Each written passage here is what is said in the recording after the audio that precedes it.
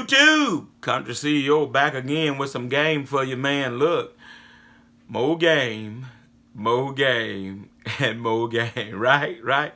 So look, good morning, good evening to you. Welcome back to the channel. We come to talk to you today about the problem when your truck sits too high. Thank you, Alan Andre, for posing this video idea about the possibility of having a truck that sits too high to where it creates a problem for you on the job, right? All right, so, you know, this can be an issue, right? If your truck sits extremely high, but that particular yard or pit has a front end loader that's an older model and it's not really the biggest machine, you know, then that can present some problems with being able to load you, right? Alan, and others, I have seen this happen on jobs before where the truck just was too high and they did get cut off and sent to the house because, I mean, they couldn't use them, right? Does this happen regular? Nah, it's not a regular thing at all. Every blue moon. Typically, most of the yards, especially here in Louisiana, they got big, gigantic front end loaders that can load anything, right? All right, but I just wanted to bring this information to you that this is a possibility. So when you're speccing out your truck, you know, just kind of pay attention to that. And one of the ways that you can alleviate this being a problem, is, I said this on a previous video, is not to have this big old 4.5, 5-sided bed, right? 5-foot size bed, man. These big old humongous boxes, right? That you eliminate that issue right there pretty much, right? In most cases, right?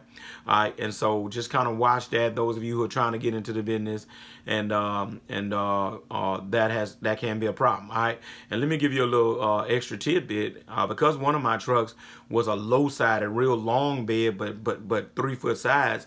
There were a lot of times I would get tapped to stay later, or because they needed to load me with a bobcat or something, or something like that, or a backhoe, right? Because my truck with the low sides, it was no problem, right? So it actually was an advantage for me on some jobs, right? So something you might want to keep in mind, right? All right, so look, if this video has been valuable to you so far, hit that like, hit the subscribe, hit that notification bell. I need you to share this video with someone that can benefit on today.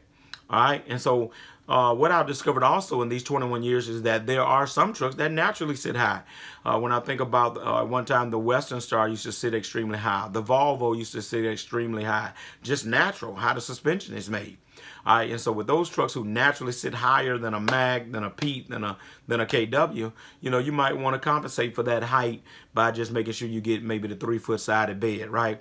Spec your bed out. Instead of your bed being 16 foot and then 4.5, 5-foot sides, you can spec your bed out to simply go a foot longer and get your 17-foot bed and go with 3.5-foot sides, right?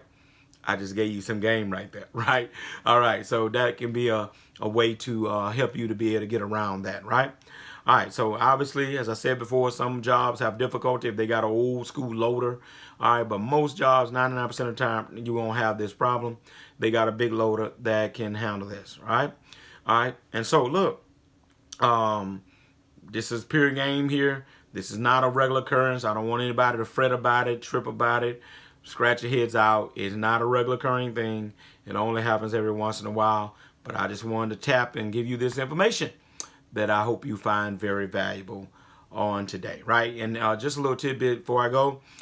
You know, obviously, if you're hauling dirt and people that load you with a track hoe, this is not going to be an issue, right? This is only an issue if it's a front end loader that's a small loader, okay? All right, so look, Country CEO, I'm out of here. I'm gone.